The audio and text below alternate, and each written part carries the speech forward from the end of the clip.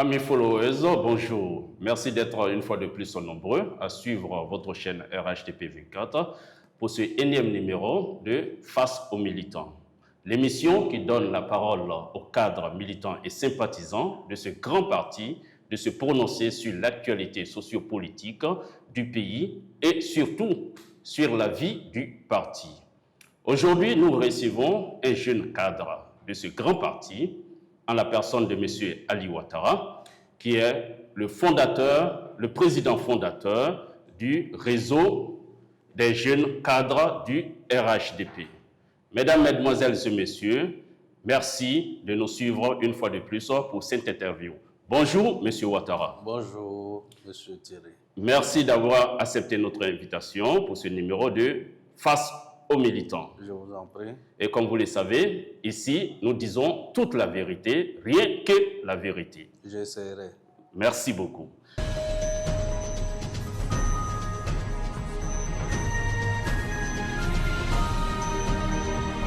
Monsieur le Président, déjà, vous avez créé le réseau des jeunes cadres du RHDP depuis 2018.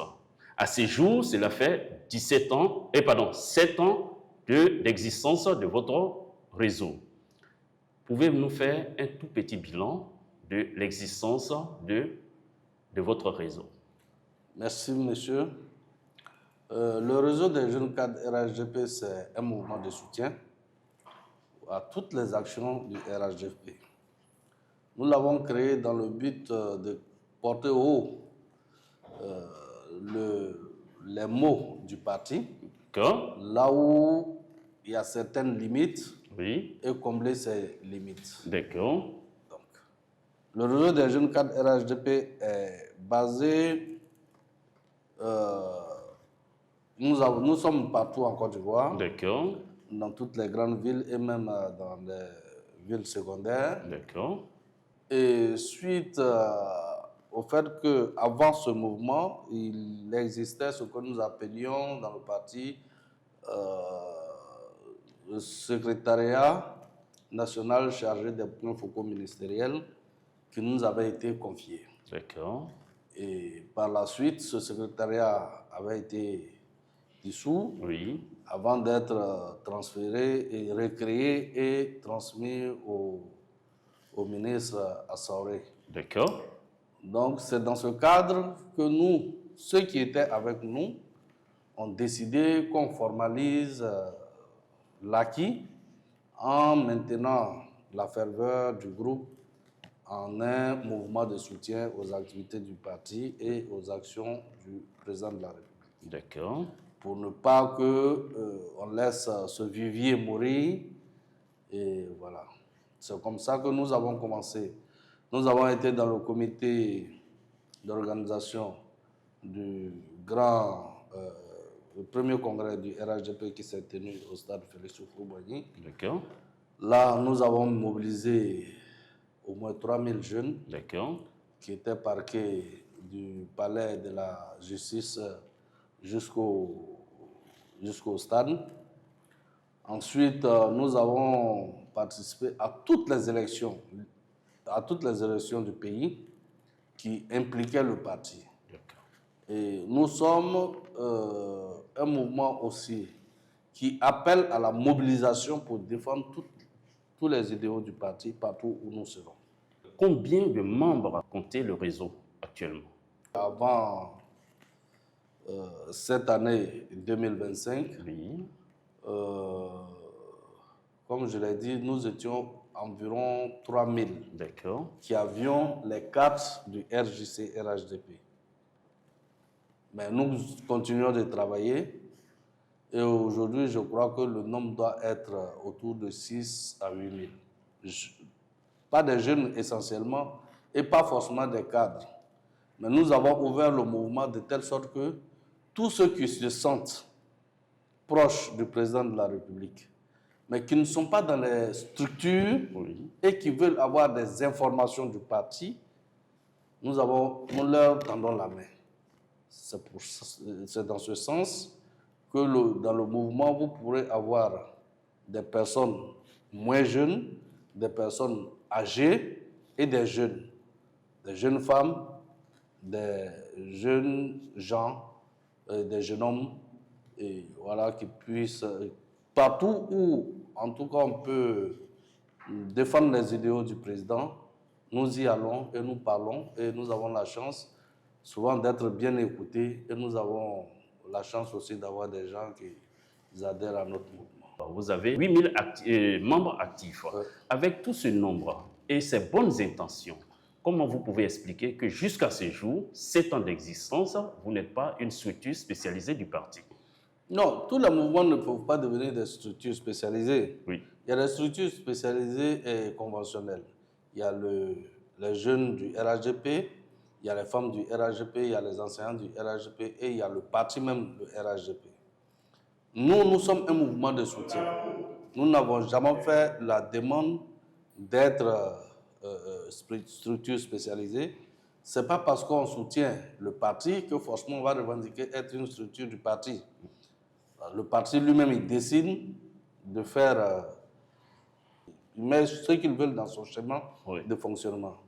Avant nous, il y avait le même mouvement qui existait, qui était piloté par, je crois, le ministre Touré Mamadou. Mais vu ses fonctions au sein du parti et autres, il avait lâché et bon. Ou du moins, le mouvement, il y a certaines personnes qui croyaient que si nous venions, nous pouvons remplir le vide qui était resté là, vu ses fonctions de ministre. Oui. Donc c'est dans ce sens que nous sommes venus. Nous ne sommes pas venus spontanément. Voilà, c'est un mouvement, comme je vous ai dit, nous sommes partis d'abord du secrétariat national chargé des points focaux ministériels. Nous avons vu un vide. Les jeunes ont voulu, et ceux qui étaient jeunes en ce moment, qui étaient avec nous, ont souhaité qu'on se mue en mouvement de soutien. Et ensemble, on a trouvé l'appellation le réseau des jeunes cadres RHDP. Parfait, Président. L'actualité l'oblige et nous sommes actuellement dans la série de collectes de parrainage. Président, je voudrais savoir, tant qu'un mouvement qui est implanté non seulement sur le plan national, mais aussi à l'international, quelle action concrète vous menez sur le terrain pour la collecte du parrainage pour le président Alassane Ouattara? Non, elle est simple. Nous sommes déjà sur le terrain depuis fort longtemps. Nous avons même fait une déclaration la semaine dernière pour inviter nos militants à rentrer dans le processus de parrainage. Je crois qu'il y a beaucoup qui sont déjà dans le train. Et là, nous ne pouvons pas rester à l'écart. Oui. Non, bien au contraire. Et dès le départ, nous avons demandé à tous nos membres de tout faire pour s'inscrire dans les sections, dans les comités de base, dans les sections et dans les départements. D'accord. Pour porter leur appui à la direction locale du parti. D'accord. Donc, c'est ce que nous sommes en train de faire. Et nous tous, nous sommes sur le terrain. Aujourd'hui, vous avez vu le temps que vous avez pris pour nous attendre. Nous étions en train de mener d'autres activités ailleurs. Et vous ne pouvez pas être un peu concret par rapport aux activités que vous menez pour... Non, vous avez dit clairement les activités de parrainage. Oui, bien sûr. Donc, nous sommes dans la mobilisation, dans l'information et dans la mobilisation. D'accord. Autour des différents cadres, des différents départements du parti, parce que nous avons des départements politiques. Oui. Donc, nous sommes dans ces différents départements politiques pour inciter tous les militants à rentrer rapidement dans le processus pour que nous puissions porter haut le discours du président Alassane Ouattara. Parfait. Parce que pour nous, rien ne justifie qu'on soit ingrat envers ce grand homme d'État. Donc nous sommes à la pointe du combat. Quel que soit le combat, nous serons à la pointe. Nous sommes à la pointe du combat. Quel que soit le combat, nous serons là pour nous battre pour le président Alassane Ouattara. C'est le président du réseau des jeunes cadres du RHDP qui vient de le dire. Le disant, nous voulons faire un clin d'œil à l'opposition. Et comme vous le savez, actuellement, l'opposition demande la réintégration des figures de proue, telles que M. Tidiane Thiam, tels que l'ex-président, M. Laurent Gbagbo, et sans oublier, bien sûr, l'ex-président de l'Assemblée nationale, M. Guillaume Soro et Blé Goudi. L'opposition demande, en dépit de tout ce que nous savons, et ce qui a été la cause de l'exclusion sur la liste électorale, l'opposition demande tout de même à ce que ces figures de proue soient intégrées sur la liste électorale. Quelle lecture faites-vous de la demande de l'opposition? Honnêtement, chez nous, au réseau des jeunes cadres du RHDP, nous trouvons ce débat malsain et incompréhensible. Ce n'est pas à quelqu'un de demander l'inscription de quelqu'un sur la liste électorale. Il y a un processus bien défini qui est encadré par la loi. Moi, je crois qu'il y a certains Ivoiriens qui sont dans la défiance de l'autorité de l'État et qui sont dans l'indiscipline et qui sont à la recherche de l'affrontement. Comme un de leurs chefs l'a dit, ils sont à la recherche des bagarres.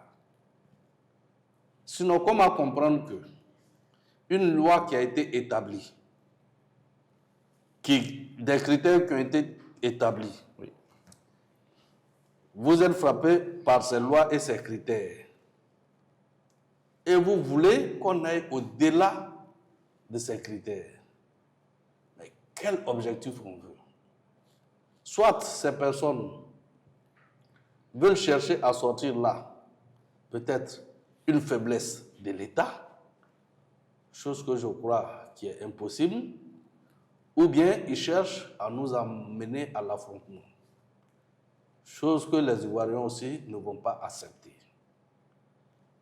Nous appelons chacune et chacun à rester mobilisés face à cette manipulation. C'est de la manipulation pure et simple. Ce sont des décisions de justice qui ont été dictées par la loi que nous tous, nous avons, qui nous guide comme notre boussole. Aujourd'hui, on ne peut pas se lever pour dire qu'il faut faire fi de ces lois. Je prends un exemple simple. Dans le Coran, il est dit de ne pas manger du porc. Et toi, tu dis que comme tu as faim, il faut que pour toi, on valide que tu manges du porc. Tu n'es plus musulman dans ce cas. C'est vrai, c'est un exemple un peu banal, oui.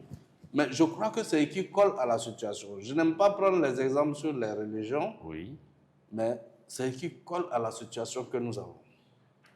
Nous nous sommes tous donné une constitution. Nous avons voté pour cette constitution à plus de 80%. Et aujourd'hui, un groupe de personnes disent non, cette constitution, il faut ne pas la respecter et aller dans d'autres aventures. Qu'est-ce qu'on veut? On parle d'inclusion. Moi, je vous dis, si on veut parler d'inclusion, l'élection la plus inclusive en Côte d'Ivoire a été l'élection de 2010. D'accord. Mais cette élection s'est terminée comment? Avec plus de 3000 morts. Exactement. Qu'est-ce qu'on veut? Qu'est-ce qu'on veut? Moi, je crois que ces personnes sont dans la défiance de l'autorité de l'État. Et moi, je n'ai pas de leçon à donner à qui que ce soit, mais je crois que l'État a tous les outils pour se faire respecter. Ce qu'il demande au RHDP aujourd'hui, il n'était pas question de pouvoir le demander dans un passé très récent à ces partis politiques. Vous avez vu, il y a eu une marche qui a été bien encadrée, il n'y a pas eu de casse. Exactement. Mais dans le temps, il n'était pas question pour le RHDP d'organiser une marche jusqu'au bout.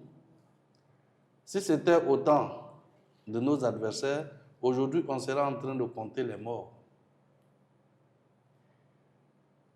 Et même pendant ces marches, certains en ont profité pour défier encore l'État,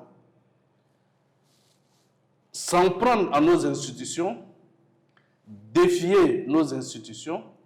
L'institution principale qu'on a aujourd'hui, c'est le président de la République. C'est une institution de la République. Exactement, oui, bien sûr. Mais lorsqu'on organise une marche, qu'on s'en prend à lui, qu'on l'insulte, qu'est-ce qu'on laisse pour nos enfants? Qu'est-ce qu'on laisse pour nos enfants? Donc je dis que ces personnes ne veulent pas, ce n'est pas la paix qu'ils veulent. Ils sont dans une logique de vengeance. De vengeance, nous entendons leur discours. Donc, nous n'allons pas nous laisser distraire. Nous allons continuer à nous organiser, à mobiliser nos bases, de telle sorte que nous ne soyons pas surpris, parce que nous ne voulons pas que le président de la République soit humilié. Merci, Président. Et je voudrais vous prendre au mot, puisque vous venez de le dire.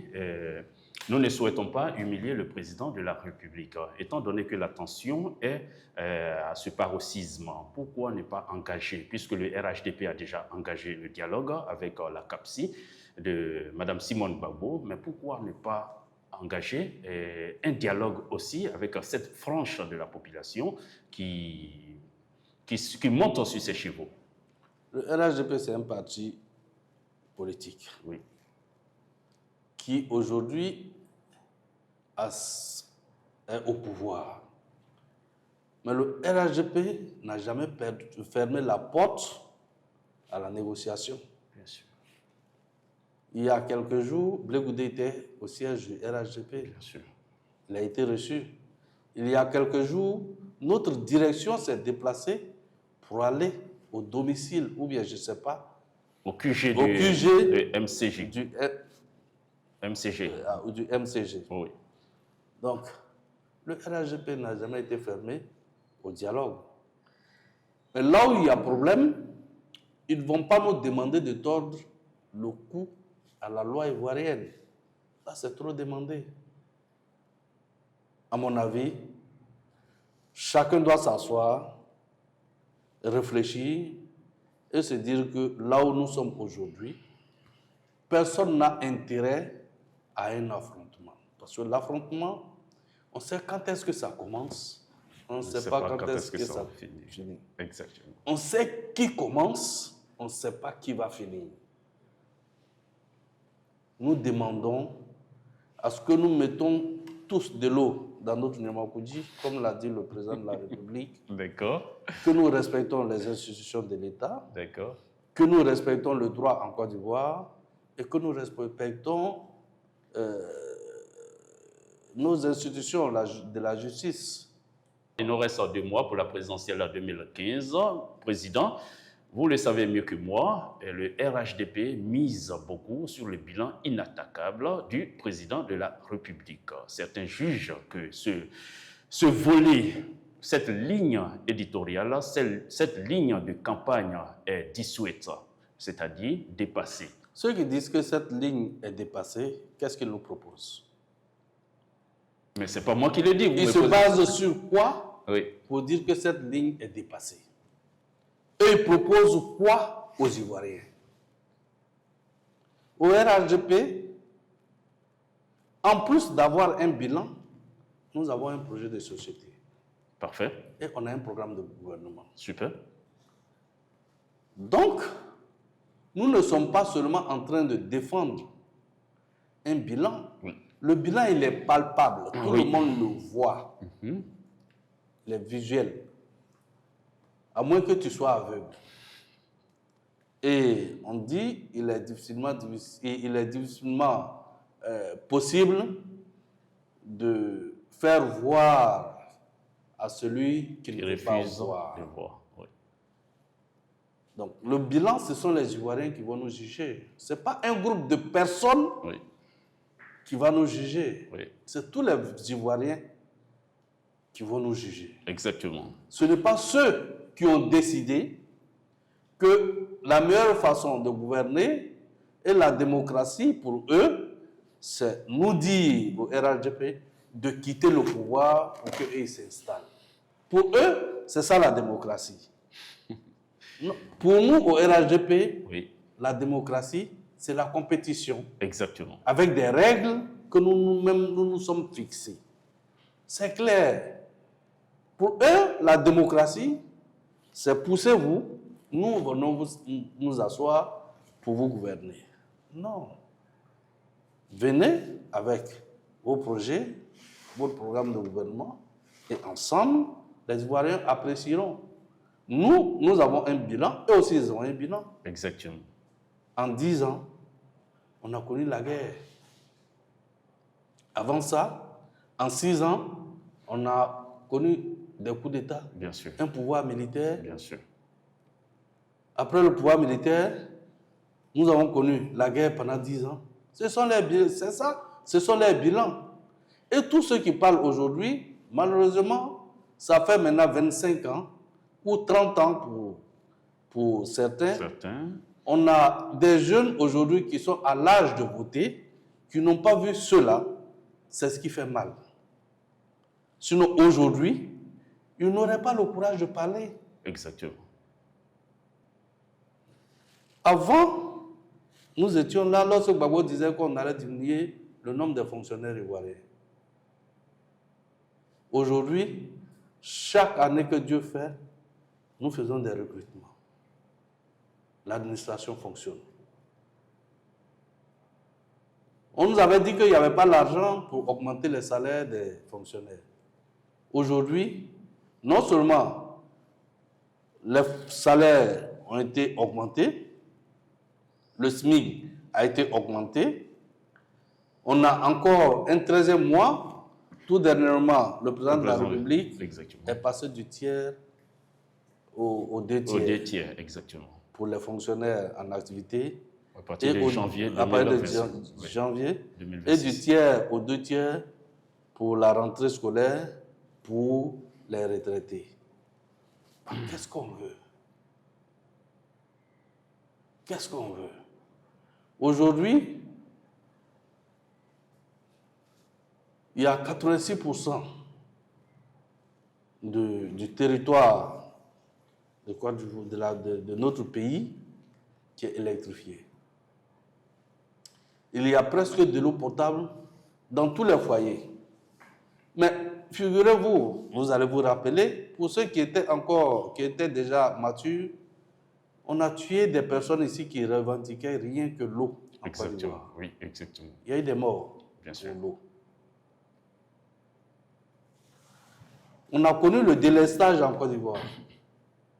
C'est-à-dire on a le courant aujourd'hui, demain on n'est pas certain de l'avoir. Exactement. Les gens oublient ça. Et ils ne veulent pas qu'on parle du bilan. On va parler de quoi? De ce qu'ils veulent qu'on parle. Qu'on en parle, mais qu'on ne nous parle pas de guerre. Qu'on ne nous parle pas de bagarre. Qu'on ne parle pas d'affrontement. Mais faisons la politique de manière saine, respectueuse et respectable. Exactement. Nous avons capitalisé dans la démocratie. Oui. Nous ne voulons pas reculer. Et je ne souhaite pas que nous reculons. Parce que ceux dans les autres pays qui ont souhaité ce qu'ils ont souhaité pour leur pays, aujourd'hui, ils sont en train de réfléchir comment est-ce que, quel bon Dieu va leur sortir de cette situation. Je ne souhaite pas ça pour mon pays. Nous avons quelqu'un qui nous rassure, qui rassure l'international, qui rassure les bailleurs financiers. Mais qu'est-ce qu'on veut?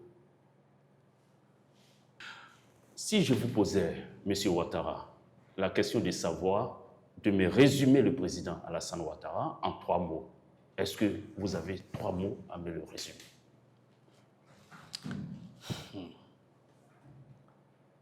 3 mots ne suffiront pas pour résumer Alassane Ouattara. Tout le dictionnaire alors? Tout ce qui est bon, c'est pour Alassane Ouattara. Un homme travailleur, déterminé, qui fait le sacrifice pour son pays, le don de soi, passionné par son pays, pour son pays, un homme qui résume tous les respects du monde entier, ce qui même rend jaloux notre opposition. Mais, comme je l'ai dit, si on veut citer ce qui est bon à Alassane Ouattara, nous n'allons pas quitter ici. Mon Dieu. Nous n'allons pas quitter ici.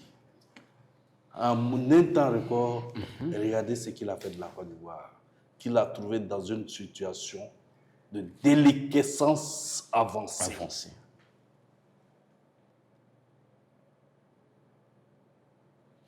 Regarde ce qu'il a fait. Regardez ce qu'il a fait de la Côte d'Ivoire. Certains parlent de dette. On donne la dette, on endette. Tu prêtes ton argent à celui en qui tu as confiance, qui peut te rembourser. Bien sûr. Lorsque tu veux parler de son bilan, on dit qu'il s'est endetté. Il ne s'est pas endetté pour mettre dans sa poche. Nous, nos parents se sont endettés pour nous mettre à l'école. Oui. Aujourd'hui, là, on sert à quelque chose. Exactement. C'est un bon investissement. Exactement. La dette n'a jamais été mauvaise. Je voudrais savoir comment vous voyez l'avenir de la Côte d'Ivoire sous le leadership du président Alassane Ouattara. Un avenir radieux. Dans les 5 ans. Vous me permettez de finir. Un avenir radieux. Je ne vous permets même pas de finir parce que lorsqu'on parle d'Alassane Ouattara, oui, Dieu a permis que ceux qui sont rompus aux critiques, aux verbes et qui ne savent rien faire d'une transformation de quelque chose en quelque chose, viennent d'abord étaler leurs lacunes et leurs limites avant qu'Alassane n'arrive. Son Excellence, le président de la République. Il est arrivé, il a fait pour notre pays ce qu'il pouvait faire et ce sont des merveilles. Les 5 années qui viennent, je souhaite que Dieu nous donne une longue vie. Mais vous verrez encore plus la transformation qu'il fera. Et il ne pense pas seulement à la transformation structurelle, il pense aussi à la transformation humaine. Aujourd'hui, les Ivoiriens ont une autre manière de réfléchir. Il n'y avait pas de démocratie. Aujourd'hui, il y a une démocratie en Côte d'Ivoire. Chacun s'exprime comme il veut. On va partout où on veut. Il était difficile dans le temps de ceux qui sont en train de bavarder aujourd'hui de quitter Korogo jusqu'à Abidjan sans se soucier de la mort. Bien sûr. Aujourd'hui, on peut voyager partout en Côte d'Ivoire. Le nombre de braquages a diminué totalement, a presque disparu. Qu'est-ce qu'on veut? En fait, comme ils n'ont pas de sujet sous la langue, ils cherchent la petite bête. Je sens tellement la passion à travers votre voix lorsque vous vous exprimez en parlant du président de la République. Si nous voulons continuer, on risque de ne pas finir cette émission. Donc, pour cela, je voudrais juste vous demander votre dernier message aux Ivoiriens à 2 mois des élections. Premièrement, comme je l'ai dit, il faut qu'on se mobilise, il faut qu'on soit mobilisé pour barrer la route à tous les aventuriers. Là où la Côte d'Ivoire est arrivée, nous ne devons pas faire la passe à des aventuriers. Deuxièmement, nous sommes dans le processus de parrainage. Nous appelons nos militants, partout où ils sont, à s'insérer dans le processus dans les plus brefs délais pour que... Et personne ne doit parrainer un autre parti politique en dehors du RHDP. Nos militants sont nos militants. Il faut qu'on soit vigilants. Et j'insiste dessus. Donc, soyons mobilisés. Pour les élections qui viennent, il faut que nous nous organisons pour faire une campagne apaisée, civilisée, responsable. Et que nous nous mobilisons pour qu'aucune voix du RHDP ne parte ailleurs. Ensuite, faisons en sorte que nous puissions gagner au premier tour un coup KO pour prouver notre leadership en Côte d'Ivoire et pour honorer le président de la République, son Excellence, Monsieur le Président Alassane Ouattara. Nous ne devons pas, nous n'avons même pas le droit de fléchir. Et nous mettons en garde, pour terminer, tous ceux qui voudront chercher à humilier le président Alassane Ouattara. Et nous leur disons que on ne provoque pas de l'eau qui dort. Restons mobilisés, restons un objectif et restons concentrés à notre objectif qui est l'élection du président Alassane Ouattara au premier tour, dans la paix et la sérénité. Je vous remercie. S'il y a une autre question, je suis disponible. D'accord, merci Président de nous avoir accordé ce temps. Et comme le Président vient de le dire, il en appelle à la discipline des militants et demande à ce que toutes les voix doivent être utiles pour la réélection du président Alassane Ouattara. Et surtout, il lance pas une mise en garde en tant que telle, mais tout simplement dire à tous ceux qui voudraient subtilement ou bien volontairement ou involontairement chercher à humilier le président Alassane Ouattara, le RHDP fera barrage à toutes sortes d'humiliations à l'égard du président Alassane Ouattara. C'est sur ces mots que nous allons mettre fin à cette émission. Comme vous le savez, tous les mardis, nous recevons un cadre, un militant et ses partisans de ce grand parti dans l'optique de décrypter l'actualité sociopolitique ici en Côte d'Ivoire. Et sur ce, je vous dis grand merci de nous avoir suivis pour ce mardi, pour l'émission de Face aux militants de ce mardi, 12 août 2025. Merci et on se dit mardi prochain. Merci beaucoup, Président, et à la prochaine.